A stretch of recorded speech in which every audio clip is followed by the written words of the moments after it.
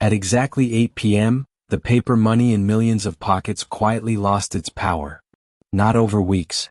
Not after debate. Overnight.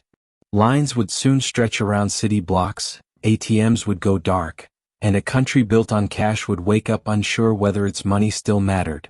How could a single policy decision freeze an economy of more than 1 billion people in one night? And why did so few see it coming? This is the story of India's most chaotic cash shortage, triggered not by war or natural disaster, but by a calculated policy gamble meant to cleanse the system of hidden wealth. On paper it was bold, surgical, almost elegant. But beneath the numbers, subtle warning signs were already forming. Signals buried in liquidity data, informal markets, and the daily habits of ordinary citizens who relied on cash not as a choice, but as survival. Investors watched the announcement in stunned silence, unsure whether this was genius or recklessness. Economists paused mid-sentence, recalculating assumptions they had trusted for decades. Street vendors, factory workers, and small shop owners felt the shock first, before markets even opened. And as foreign analysts tried to make sense of the fallout, one question echoed through trading floors and newsrooms alike. Could this happen anywhere else? If stories like this fascinate you, subscribe and join us as we uncover the hidden mechanics of global finance. And tell us, what country are you watching from, and how dependent is daily life on cash where you live? This wasn't just a currency move. It was a test of trust, speed, and economic reality. Long before the announcement, India's economy was already whispering warnings. Cash dominated daily life in a way few modern economies could comprehend. Wages were paid in notes. Rent was settled by hand. Savings lived in steel boxes, not bank accounts. On paper, growth numbers looked healthy, but beneath them flowed a parallel economy, vast, informal, and largely invisible to tax authorities. It was in this shadow space that policymakers began to see a problem they believed could no longer be ignored. Inside government offices, discussions grew quieter and more urgent. Analysts circulated reports showing that nearly 90% of transactions relied on cash, an anomaly for a fast-growing nation. Black money, untaxed, untracked wealth, was blamed for distorting housing prices, hollowing out public revenue, and quietly eroding trust in the system. To officials, cash itself had begun to look less like a tool and more like a liability. The solution being considered was radical. High-denomination banknotes, the very arteries of the informal economy, would be invalidated in one sudden move. No gradual phase-out. No extended warning. Speed, they believed, was the weapon. Surprise was the strategy. If hidden wealth had nowhere to hide, it would be forced into the open, or destroyed. Economists outside the inner circle sensed something unusual. Liquidity data showed unusual strain. Banks were quietly asked about printing capacity. ATMs began subtle recalibrations. Still, no public signal was strong enough to trigger alarm. Investors continued trading. Markets hummed. Ordinary citizens went about their routines, unaware that the rules of money itself were about to change. Then came the decision. A small group finalized the move with almost surgical secrecy. The belief was simple and dangerous. The short-term pain would be worth the long-term purification. But what wasn't fully accounted for was scale, how deeply cash was woven into human behavior, trust, and daily survival.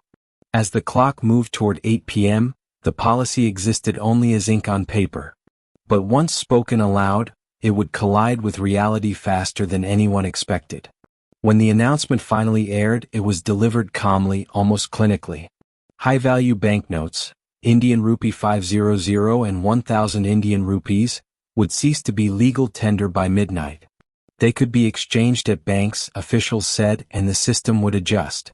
On television screens across the country, the words landed softly. In living rooms and tea stalls, the meaning took longer to sink in. Then realization spread. These notes made up the vast majority of cash in circulation. In a single sentence, most of the country's money had been put on a clock. Phones lit up. Shopkeepers pulled drawers open. Families counted bundles under dim lights. What had been a routine evening became a quiet scramble to understand whether tomorrow's transactions would even be possible. Outside banks, security guards began preparing for crowds that had not yet arrived. ATMs, still stocked with now invalid notes, stood useless. Journalists exchanged hurried messages, sensing history unfolding in real time. Economists stared at screens, calculating velocity of money, replacement timelines, and logistical capacity. Some nodded cautiously. Others felt a chill. The assumption at the heart of the plan was that illicit cash would flood into the banking system, revealing itself under scrutiny. But cash, unlike digital money, moves through people before it moves through institutions. Farmers, daily wage workers, small traders, millions with no easy access to banks, held notes not as hoarded wealth, but as working capital for the next day. As midnight passed, the transaction engine of the economy slowed, then faltered.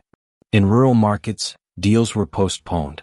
In cities, queues began forming before dawn.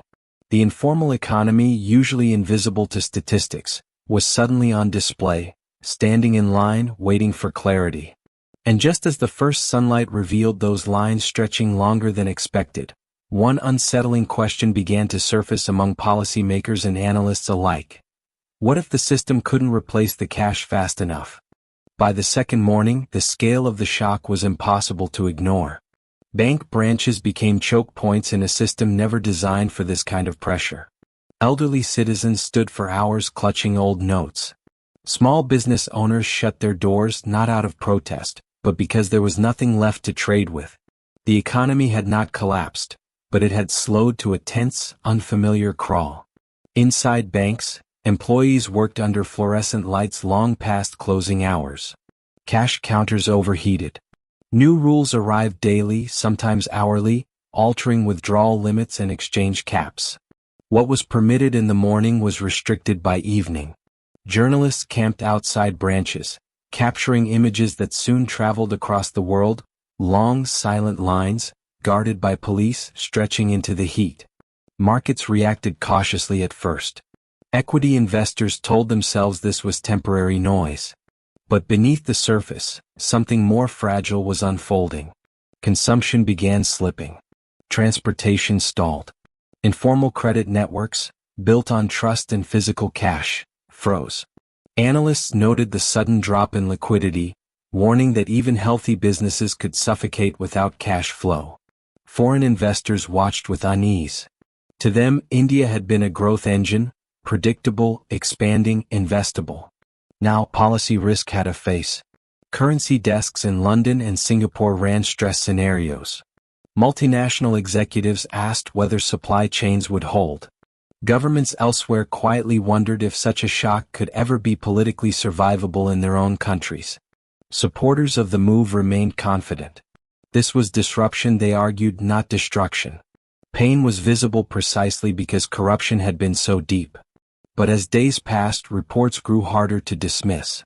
Agricultural markets weakened. Factory shifts were cut. For families living day to day, the shock was no longer abstract, it was personal. And as the lines grew longer instead of shorter, confidence began draining from the very place policymakers needed it most: trust in the system's ability to adapt. The second week marked the turning point, when uncertainty hardened into fear. Banks no longer just rationed cash, they rationed hope. Withdrawal limits tightened again. ATMs ran dry hours after being refilled. In some towns they stayed empty for days. The promise of replacement notes began to feel theoretical, spoken more often in press briefings than felt on the ground. Investors, once patient, started recalibrating. Market volatility crept in quietly, then all at once. Stocks tied to consumer spending dipped. Microfinance institutions faced rising defaults. Analysts debated whether GDP figures could even capture what was happening, as the informal economy, nearly half the country's workforce, simply went dark. This wasn't a recession in numbers yet. It was a recession in motion. Government officials defended the timeline, pointing to millions of new bank accounts and surging digital payments. And it was true, mobile wallets spiked overnight. Card machines appeared in places that had never used them before. But this transition favored cities, not villages. For rural households, connectivity was unreliable, literacy uneven, and trust in digital money fragile. The future had arrived unevenly. Foreign markets reacted with caution rather than panic, but the message was clear. Policy boldness could no longer be separated from execution risk. Editorials in global financial papers praised the ambition, then quietly questioned the preparedness. Economists exchanged data points like warning signals, watching currency reserves, capital flows, and consumer confidence for signs of deeper damage. Corporations felt the strain in silence. Payrolls were delayed. Supply contracts were renegotiated. Executives stared at spreadsheets that no longer matched reality. Growth forecasts were revised downward, not dramatically, but enough to signal unease. As weeks passed, the central question shifted. This was no longer about flushing out black money. It was about whether an economy could be forced to change its monetary habits faster than its people could adapt. And beneath every statistic, a quieter tension lingered. Had the cost already surpassed what anyone was willing to admit? Months later, the noise softened, but the questions remained. Cash slowly returned to circulation, thinner, differently colored, unfamiliar in people's hands. Markets stabilized. Headline panic faded. From a distance, the economy appeared to be healing. But on the ground, the memory of those weeks lingered like an afterimage, sharp, instructive, unresolved. For policymakers, the data told a mixed story. Large sums of old currency flowed into banks, validating part of the original thesis. Digital payments surged and never fully retreated. Tax compliance ticked upward. On spreadsheets, progress was visible. Yet economists cautioned against clean conclusions. Much of the black money had never been cash to begin with, and much of the pain had been absorbed by people who were never the intended target. Ordinary citizens carried quieter lessons. Trust in cash, once absolute, had cracked. Some families opened bank accounts for the first time, not out of optimism but necessity. Others diversified how they stored value, spreading risk in ways they never had before. Money had revealed itself not just as currency but as confidence. And confidence, once shaken, is slow to rebuild. International observers took notes. Finance ministries elsewhere studied the episode as both warning and case study. The idea that monetary systems could be radically altered overnight was no longer theoretical. But neither was the cost. Analysts agreed on one thing: execution mattered as much as intent, and social infrastructure mattered as much as financial logic. What India experienced was not simply a cash shortage. It was a collision between policy speed and human adaptation. And in that collision, the limits of shock-based reform became painfully visible. In retrospect, the event exposed a truth global finance often forgets. Money is not just a policy instrument or a line in a budget. It is a lived system embedded in habits, trust, and daily survival. When that system is disrupted too quickly, the consequences ripple far beyond balance sheets. For some, the policy remains a symbol of bold leadership, a willingness to confront entrenched problems head-on. For others, it stands as a reminder that economic engineering cannot be separated from social reality. The truth sits uncomfortably between those views. The move reshaped behavior, but at a cost that statistics struggle to fully capture. Across markets and ministries, the lesson endured. Radical financial change demands more than conviction. It demands infrastructure, communication, and time. Without them, even well-intentioned reforms risk becoming stress tests on the most vulnerable. Journalists would later write that the real experiment wasn't demonetization, it was trust. Today, the global economy watches itself more carefully. Central banks speak of digital currencies, instant settlements, and programmable money. India's experience hangs quietly in the background of those conversations, a reminder that speed can be both a strength and a threat. In the end, the cash returned. Growth resumed. But the psychological imprint remained. People had seen how quickly money could lose its meaning, and once that knowledge exists, it cannot be unseen. The question that lingers is not whether such a policy could work again, but whether any economy, anywhere, is truly ready to absorb a shock of that magnitude without fracturing something far deeper. In the end, India's sudden cash shortage reminds us that money is more than numbers. It is trust, behavior, and human rhythm. Policies can change overnight, but people and systems adapt more slowly. Lessons linger in empty bank halls, quiet streets, and digital ledgers alike. The strength of an economy is measured not just in growth, but in resilience, patience, and the bonds that tie money to daily life. And as the world watches, one truth endures. Financial decisions may ripple silently, but their echoes are felt in every wallet, every family, and every transaction across the globe.